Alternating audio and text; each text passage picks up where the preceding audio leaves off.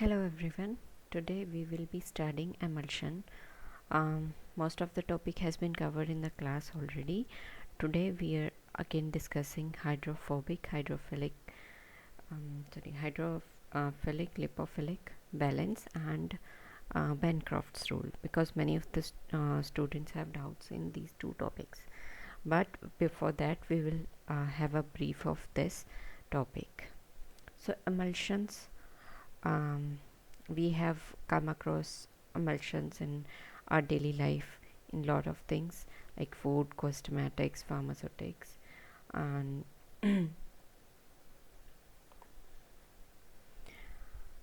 so what are basically emulsions?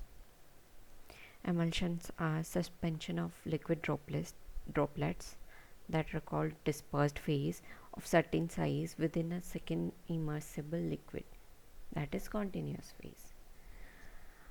And we have already studied the classification. There are two types of emulsion.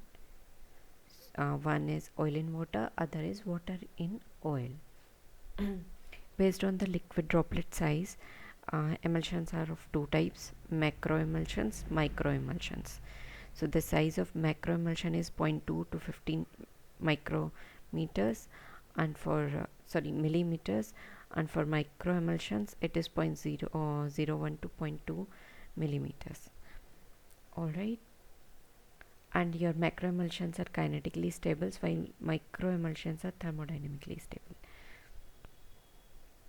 Common emulsifying agents are surfactants. They could be surfactants or solids. Surfactants, we have three types: anionic, non-ionic, cationic. These are the examples for surfactants. Solids, some solid particles can also be used as emulsifying agents. These are finely divided solids with amphiphilic properties. So they act as emulsifying agents.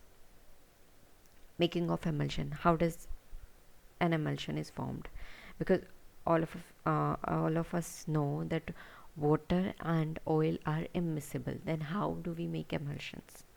How do we form emulsion?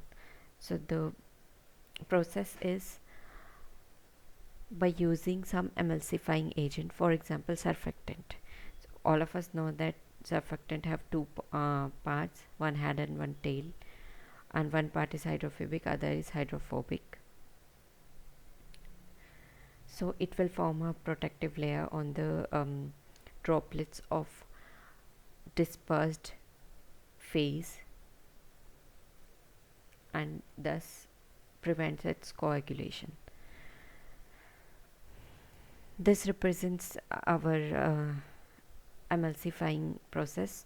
The first is breaking down of bigger droplet into smaller droplets, and there is a equation written, that is Gibbs free energy, delta G is equal to gamma into total change in surface area. This Gibbs free energy should be for this process is greater than 0, and all of us know that when a reaction have a delta G greater than 0, it's not a spontaneous reaction. So the load of energy will be required for emulsification process. Second is coagulation, when smaller droplets combine to form bigger droplets, and here we can clearly see the Gibbs free energy is lesser than 0. So it's a continuous process, or we can say it's a spontaneous process. So in order to make a emulsion, we add some surfactant which will contribute as desorption energy, and this will give us along with our emulsifying process Gibbs energy as well as desorption energy. This will provide us the value of total Gibbs free energy, and this higher desorption energy prevents the coalescence of our droplets. So this is the process of making emulsion. When in a beaker we have taken water and oil, when we mix them together on like lot of even after lot of stirring, after few minutes or few seconds, we can see that our oil and our water separates out. It doesn't get mixed into each other. So in order to make an emulsion, we are adding a surfactant. So for that they have taken dishwashing liquid. So dishwashing liquid is surfactant. It has a tendency to dissolve in oil as well as water. So this will act as an emulsifying agent and result in formation of emulsion.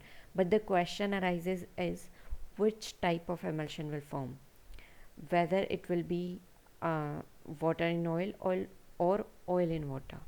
So that will depend upon our emulsifying agent. This we will skip. Okay, so in order to identify which emulsion will form, we use Bancrofts rule. So Bancroft rule is nothing but a rule which explains which type of emulsion will form depending upon the nature of emulsifying agent. So Bancroft rule states that emulsion type depend more on the nature of the emulsifying agent than on the relative proportion of oil or water present or the method of preparing emulsion. And the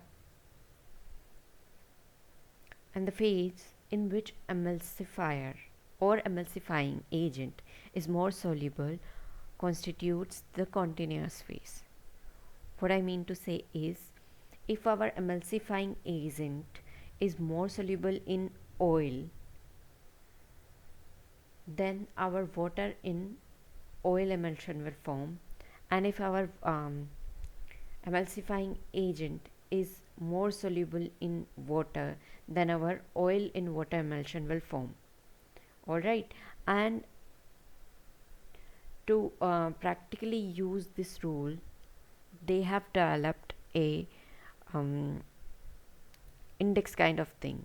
Like pH meter, we have a scale from 1 to 14.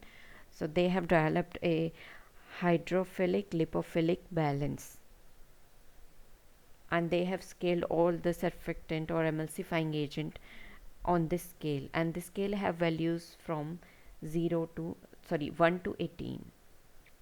All right, so this is a graph which describes us which kind of emulsion will form. Okay, so the upper portion of the graph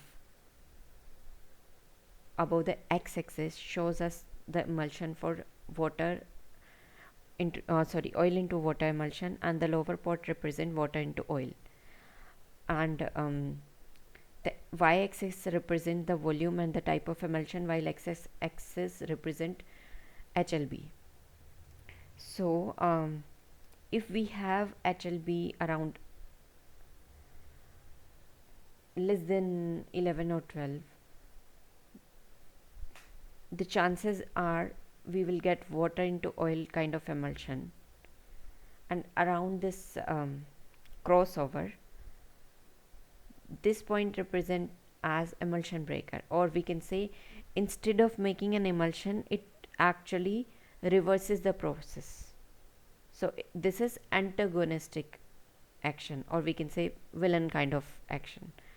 And above that, your oil in water emulsion will form. All right, so here are the factors which will affect the type of emulsion.